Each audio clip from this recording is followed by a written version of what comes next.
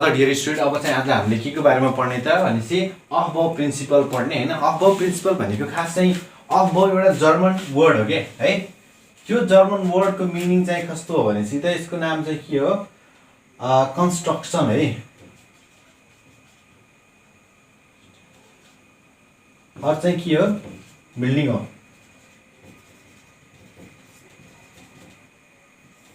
कुनै चिज चाहिँ के गर्नु कन्स्ट्रक्ट गर्नु अथवा चाहिँ बिल्डिङ अप गर्नु भनेकै यो चाहिँ अफबाउ हो। एउटा यो जर्मन वर्ड हो हैन। अब यो अफबाउ प्रिन्सिपलले नै हामीलाई चाहिँ के सिकाएको छ भन्दाखेरि इलेक्ट्रोनिक कन्फिगरेसन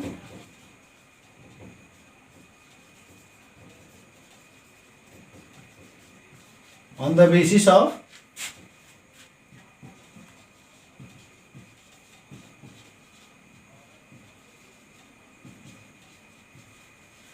पहिला हामीले इलेक्ट्रोनिक कन्फिगरेसन गर्थ्यौं के को बेसिसमा चाहिँ KLMN को बेसमा गर्थ्यौं हैन। अहिले चाहिँ हामीले के को बेसमा गर्छौं भनेपछि on the basis of subshell SPDF। यो कुरा चाहिँ कसले दिएको त अफबाउले दिएको चाहिँ। अब अफबाउको चाहिँ स्टेटमेन्ट चाहिँ के हो भने हामीले जान्नु पर्यो भन्दाखेरि अफबाउको स्टेटमेन्ट के भन्दाखेरि the orbitals are filled up in the increasing order of their energy. जसको एनर्जी चाहिँ के छ हाई छ त्यसलाई पछि भर्ने, जसको एनर्जी चाहिँ लो छ त्यसलाई हामीले चाहिँ के भन्ने पहिले भर्दिने। जस्तै यसको अर्को चाहिँ हाम्रो स्टेटमेन्ट के छ भने the orbital of the minimum energy are first filled with electron and then orbital of the high energy start to चाहिँ के त फिल भने त्यस्तो अर्बिटल जसको एनर्जी चाहिँ के छ त लो छ त्यसलाई पहिला भर्दिने इलेक्ट्रोन त्यसमा हाल्दिने, जसको चाहिँ एनर्जी लेभल हाई छ त्यसमा चाहिँ इलेक्ट्रोनलाई के गर्ने त पछि हाल्दै जाने। र हाम्रो इलेक्ट्रोन हाल्ने सिक्वेन्स यस्तै हो के पहिला 1s मा हाल्ने, त्यसपछि कहाँ राख्ने 2s मा, 2s देखि यो 2p, 2p देखि 3s, 3s देखि 3p, 3p देखि 4s गर्दै यसरी गर्यो भने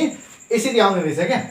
सबभन्दा लो एनर्जी लेभल चाहिँ कसको छ अर्बिटलको 1s को, त्योभन्दा धेरै 2s, 2p, 3s, 3p, 4s, 3d। अब यो चाहिँ तपाईहरुले लाइन याद गर्नुपर्ने हुन्छ हैन। यो मैले याद गराउन सिकाइदिन्छु 1s 2। अब यो s मा चाहिँ 2 इलेक्ट्रोन हैन। जस्तै SPDF छ, s मा 2टा इलेक्ट्रोन, बाकीकोमा 4 थप्दै जाने हैन।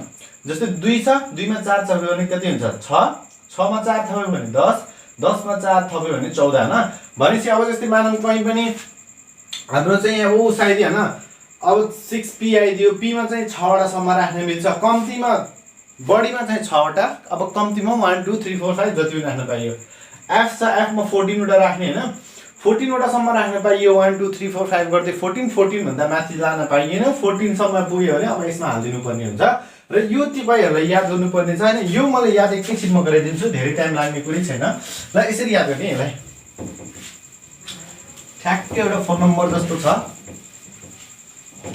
यसरी याद गर्ने कि एउटा फोन नम्बर दिन्छु कि मैले 1 2 2 3 3 4 3 4 5 4 5 6 4 5 6 7 यति याद गर्ने कि 1 2 2 3 3 4 3 4 5 4 5 6 4 5 6 7 1 2 2 3 3 4 3 4 5 4 5 6 4 5 6 7। यो नम्बरलाई टक्क तपाईले यहाँ लेखिदिने 1 2 2 3 3 4 3 4 5 4 5 6 4 5 6 7। अब यसमै हामीले SPDF भर्नु पर्ने छ। SPDF यहाँ चाहिँ मैले एउटा ट्रिक के भन्छु जस्तै यहाँ 1 छ हैन, यो 2 3, अब यहाँ पनि 2 2, यहाँ 3 3 छ भने जस्तै कुनै पनि नम्बरलाई पहिले यहाँ लगाएर फिल गर्ने कि हैन। 1 छ भने अब s मा राख्ने, फेरि कहीं 1 भेटिएछ भने त्यसलाई कहाँ राख्ने p मा, फेरि कहीं 1 भेटिएछ भने त्यसलाई कहाँ राख्ने d मा, फेरि कहीं 1 भेटिएछ भने त्यसलाई कहाँ राख्ने f मा। अब चाहिँ जस्तै मानौं यो 1 छ, 1 लाई सुरुमा कहाँ राख्ने s मा, के आउनु भयो 1s। अब 2 भनेको त नयाँ नम्बर हो नि, न्यू नम्बर आउनु साथ जर्नी कहाँबाट स्टार्ट गर्ने s देखि नै। अब 2 एउटा आइसक्यो भने यहाँ s लेख्ने, अर्को चोटी फेरि 2 आउँदाखेरि अब यो 2 एकचोटी s मा गइसक्यो, अब अर्को चोटी कहाँ लाने p मा। त्यस्तै अब 3 त नयाँ नम्बर हो नि, नयाँ नम्बर हो भने यसलाई यसको स्टार्टिङ कहाँबाट गर्ने s बाट, यहाँ 3s।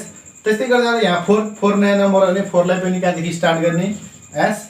अब 4 जहाँ पनि छ, यहाँ छ भने 4s एकचोटी, फेरि कहीं 4 भेटियो भने यसलाई p, फेरि 4 भेटियो भने चाहिँ यसलाई d, फेरि 4 भेटियो भने चाहिँ के त f।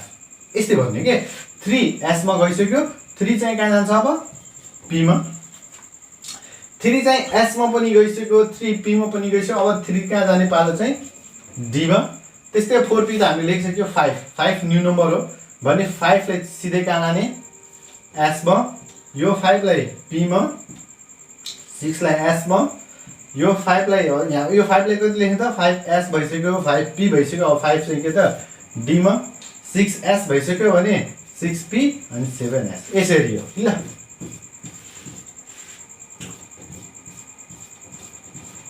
भनेपछि यो इनर्जी अर्बिटलको 7s अर्बिटलको इनर्जी लेभल सबभन्दा हाई, सबभन्दा कम चाहिँ कसको छ त 1s को छ है। ल अब त्यति हामीले गरिसके पछाडि अब हामीले चाहिँ सर यो चाहिँ इनर्जी लेभल चाहिँ के को बेसमा राखिएको छ, कसरी यसको हाई यसको चाहिँ कसरी लो भयो भन्ने कुरा यसरी बुझ्नु पर्ने कि हामीलाई एउटा उद्देश्य छ कि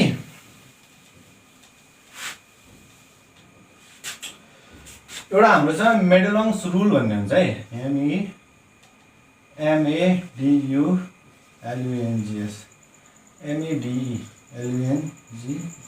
मेडलङ्स रुल हुन्छ जुन चाहिँ के हो त n+l रुल हो है। अब यो n+l रुल भन्ने खास यो n भनेको चाहिँ हाम्रो प्रिन्सिपल क्वान्टम नम्बर हो हैन, पढाइसकेको छु मैले। प्रिन्सिपल क्वान्टम नम्बर, l भनेको कुन हो त एजिमुथल क्वान्टम नम्बर। यो रुलले के भन्छ जसको यो n+l को भ्यालु चाहिँ नि हाई हुन्छ, n+l को भ्यालु मतलब हाई छ भने त्यसको अर्बिटलको इनर्जी पनि के हुन्छ हाई हुन्छ। जस्तै हामीले चाहिँ अब मानौँ एउटा लेखिदिइहालौँ चाहिँ हामीसँग के छ 1s 2s 2p 3s 3p हैन 4, अब त्यस्तै लेखौँ न 1 2 2 3 3 4 3 4 3 4 5 4 5 6 4 5 6 7, अब 4s आइसक्यो हैन। अब 3s 3p 3d 4s 4p 4d 4f 5s 5p 6x, अब चाहिँ 5p आइसक्यो भने चाहिँ 5 चाहिँ के आउँछ तब sp आयो, यहाँ चाहिँ आउँछ d, अब 6 चाहिँ p 7 चाहिँ s हैन। अब चाहिँ हामीले एउटा कुरा के जान्नु पर्यो भने कम्पेरिजन गर्दाखेरि एउटा कुरा n+l रुल गर्दाखेरि मैले यहाँबाट कुनै पनि इलेक्ट्रोन लिए जस्तै 5s भन्दा हैन 6x को इनर्जी लेभल लो छ भनेर हामीले बुझ्यो कि यसको इनर्जी लेभल चाहिँ के छ त लो छ यसको भन्दा भने। अब हामीले कम्पेयर गरौँ न, लेट्स सपोज गर्दियौ 5s र हैन 4d मा कसको इनर्जी लेभल चाहिँ हाई छ त भनेसी अब हामी हेरौँ त n र l को भ्यालु निकाल्नु पर्यो, यहाँबाट नि n र l को भ्यालु निकाल्नु पर्यो। अब n को भ्यालु यहाँ चाहिँ कति छ, यो 5 आयो भने चाहिँ 5 भइदियो, यहाँ पनि के आइदियो यो 4 छ भने 4 भइदियो। अब यो s छ भने तपाईले मैले क्वान्टम नम्बर पढाएको छु पहिलेको च्याप्टरमा, ठ्याक्कै लिंकमा पनि छ क्वान्टम नम्बरको बारेमा, त्यहाँ क्वान्टम नम्बरको बारेमा पढ्नु भने जान्नुहुन्छ होला। s को भ्यालु अब जस्तै सब सेलको भ्यालु s दिएछ भने l = 0 हुन्छ नि के, अनि d दिएछ भने हैन l = हाम्रो चाहिँ कस्तो हुन्छ भनेपछि 2 हुन्छ है। भने n plus l = यहाँ कति भयो त 5, यहाँ n plus l = कति भयो त 6 हो। भनेपछि n plus 6 भयो, यसको 5 भयो भने यसको इनर्जी लेभल चाहिँ के त हाई, यसको इनर्जी लेभल चाहिँ के त लो। तर कहिलेकाहीँ कस्तो हुन्छ भने यो रुल नम्बर 1 भयो, मेडलङ्स रुलको चाहिँ फर्स्ट रुल भयो। सेकेन्ड रुलले चाहिँ के भन्छ भनेपछि कि ल मानौँ दुईटै कुनै अर्बिटल्सको चाहिँ यो दुईटा मध्ये यहाँ मध्ये कुनै पनि दुईटा अर्बिटल्सको चाहिँ मानौँ के रे n+l को भ्यालु चाहिँ के भइदियो भन्दाखेरि सेम भइदियो भने त्यति बेला के गर्ने, त्यति बेला के गर्नेखेरि जसको प्रिन्सिपल क्वान्टम नम्बरको भ्यालु हाई छ त्यसको इनर्जीलाई हामीले के मान्दिने हाई मान्दिने। जस्तै फर इक्जाम्पल हामीले अर्को चाहिँ कुनै कम्पाउन्डलाई लियौँ, अब मानौँ यहाँ मध्ये कुन लियौँ भने ल यो दुईटा लिदिउँ न 3d र 4p। अब तपाईले भन्नुहुन्छ सर 3d र 4p मा कसको चाहिँ इनर्जी लेभल हाई त है भने ल रुल नम्बर 2 है 3d र मैले 4p लिए, यसको पनि n+l निकाल्नु पर्यो।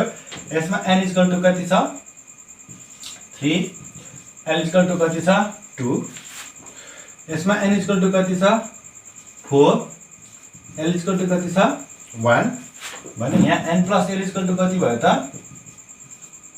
3 2 5 n प्लस s भने कति भयो त यहाँ 5 ल दुईटैको चाहिँ अब n plus l value same भयो भने चाहिँ दुईटैको चाहिँ इनर्जी त बराबर हुनुपर्ने तर चाहिँ 4p लाई किन हायर इनर्जीमा लेखेको छ भने रुल नम्बर 2 ले चाहिँ हाम्रो के भन्छ भने कि इफ दुईटै अर्बिटलको चाहिँ energy level n plus l को भ्यालु सेम भयो भने जसमा n को भ्यालु हाई हुन्छ त्यसको इनर्जी लेभल हाई भने यो दुईटामा n को भ्यालु 4 यहाँ छ यहाँ 4 छ यहाँ चाहिँ 3 छ भने यसको हाई हुन्छ त्यही भएर कारणले गर्दाखेरि हामीले 4p लाई ग्रेटर अर्बिटल इनर्जी मानेको छौं यसरी गर्दाखेरि अफ बो प्रिन्सिपल हाम्रो चाहिँ भेटिन्छ र यसको चाहिँ ड्रब्याक चाहिँ कस्तो छ भने चाहिँ एउटा ड्रब्याक मात्रै मैले बुकमा खोजे अनुसार एउटा मात्रै मैले यसको ड्रब्याक पाएँ त ड्रब्याक है यसको ड्रब्याक चाहिँ कस्तो हुन्छ भने अब यसलाई भर्ने त्यसै यसलाई भर्ने हैन तर कहिलेकाहीँ जस्तै हामीले क्लास 10 मा यस्तै क्रोमियम अथवा चाहिँ कपरहरुको पढ्दाखेरि के गरेको थियौं भन्दाखेरि हैन यस्तो लास्टतिर आउँदाखेरि यहाँ चाहिँ 4s1 3d5 गरेर पढेको थियौं नि हाफ फिल इलेक्ट्रोनिक कन्फिगरेसन फुल फिल इलेक्ट्रोनिक कन्फिगरेसन त्यो बेसिकली हाफ फिल फुल फिल इलेक्ट्रोनिक कन्फिगरेसन भनेको एक्सेप्सन हो कि जस्तै यो 4s1 नभरिकन चाहिँ 3d लाई हामीले भर्न खोजिरहेको थियौं नि त हाफ फिल गराइरहेको थियौं नि त अथवा कपरको केसमा हामीले के आथ्यो 4s1 3d10 आथ्यो न यो नभरिकन यसमा हामी लगेको थियौं नि यही नै यसको चाहिँ के हो त ड्रब्याक्स हो जुन चाहिँ एक्सेप्सनल हो किन एक्सेप्सनल हो भने चाहिँ यो कपरहरु क्रोमियमहरु कुनै कुनै एलिमेन्टहरु त्यस्तो छन् जसले चाहिँ के गर्छ हाफ फिल फुल फिल इलेक्ट्रोनिक कन्फिगरेसन गर्छ जुन चाहिँ यसको के हो त ड्रब्याक्स हो भने यति भन्दै यो च्याप्टर यो टपिक भयो हैन बाकी यो के रे एटोमिक स्ट्रक्चर्सको अरु टपिकहरु चाहिँ लिंक मैले चाहिँ यो त्यसको लिंकहरु चाहिँ यहाँ तल डिस्क्रिप्सनमा राखेको छु गरेर राम्ररी पढ्ने and never forget to give life. Bye bye.